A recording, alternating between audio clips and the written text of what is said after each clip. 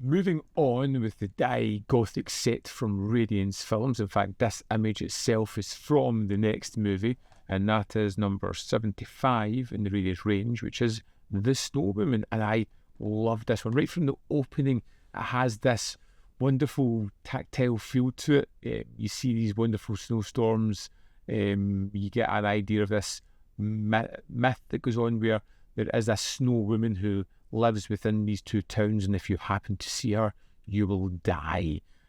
And we follow two people who are struggling to get back to their town. They're hunting for the perfect tree in which to create a sculpture. We have the master sculptor and we have his apprentice, and they hold up in an abandoned house, making a little fire, settling down in this storm, and fall asleep. Fortunately, the fire dwindles away and the snow woman makes an appearance.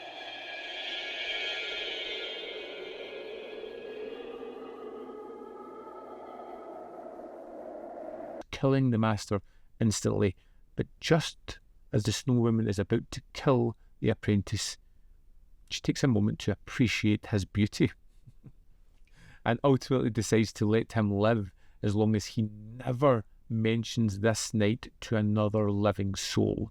Not a wife, not a child, not a family member, no one. He will be allowed to live. If he mentions it, she will come back and exact her revenge. It was at this point where I realised I knew this tale. I knew the story and where it was going to go. And I was a little bit let down, I suppose, because I didn't have that mystery of where this was going to go. I kind of knew. And that doesn't take any power away from the film. As we follow our apprentice character, we see him getting a break. We see him meeting someone to fall in love with.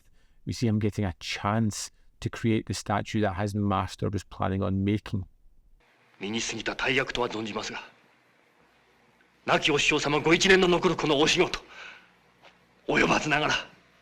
And it gets these wonderful visuals. These, look, for again, another movie in this set, it's stunning visuals. They look great. They're a mix of sets and real locations, I think. Hard to tell in certain moments. It is full of characters, and it makes these busy townships that are just wonderful to look at. And although you've always got the focal point of the main characters and the conversations that's going on, my eyes were always darting around the background, looking at all the wonderful things that were there to create this environment. And The Snow Woman is one of the tales where I knew where it was going. I knew it was going to happen. And I thought, I'll just settle in and enjoy the journey. I won't worry about the reveal, only to discover that maybe a third of the movie, it tells you what's going on. And this perked up my interest more and more. It let you into the secret that I already knew was going to be revealed, which I won't mention for you now in case you're going to watch the film. But that reveal and that opening up to show us what was happening was a really interesting tact.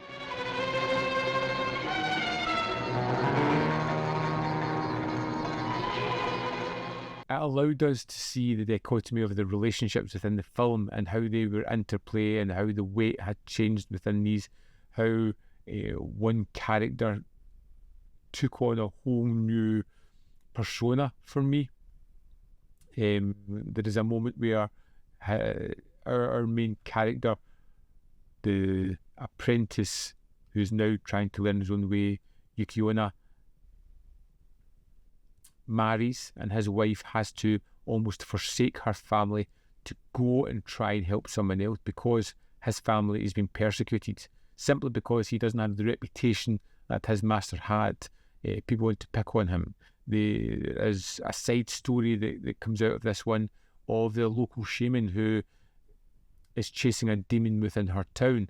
There is another side story of a powerful and affluent man who decides that he wants the wife of Yukijorô, and he will be rather devious in trying to get that.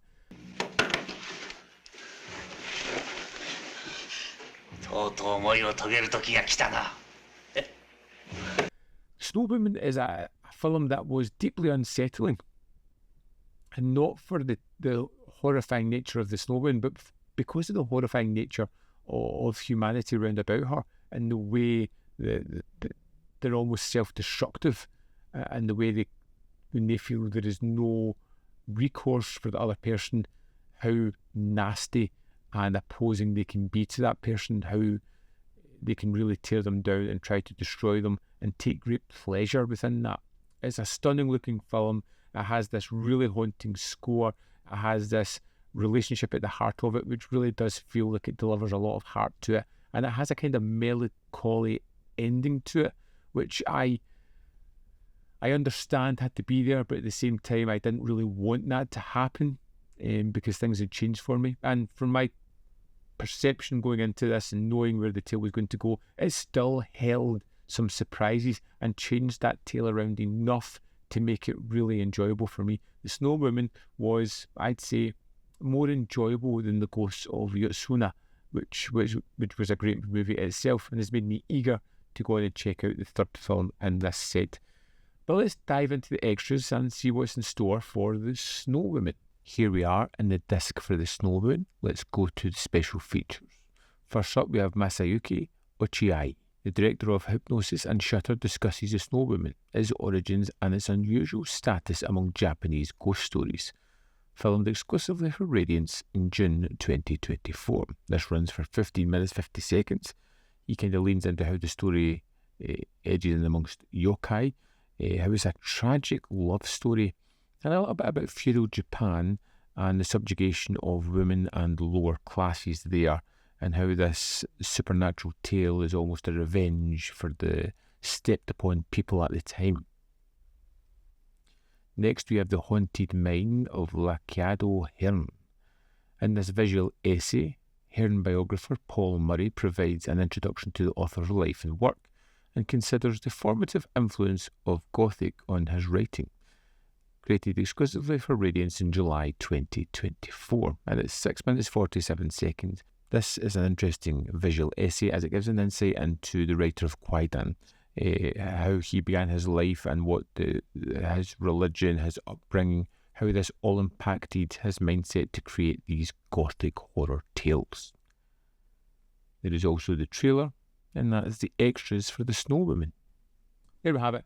Another cracker from Radiance. I really enjoyed this. The look, the sound, the performances, the tale, everything just worked tremendously well and was a really comforting watch.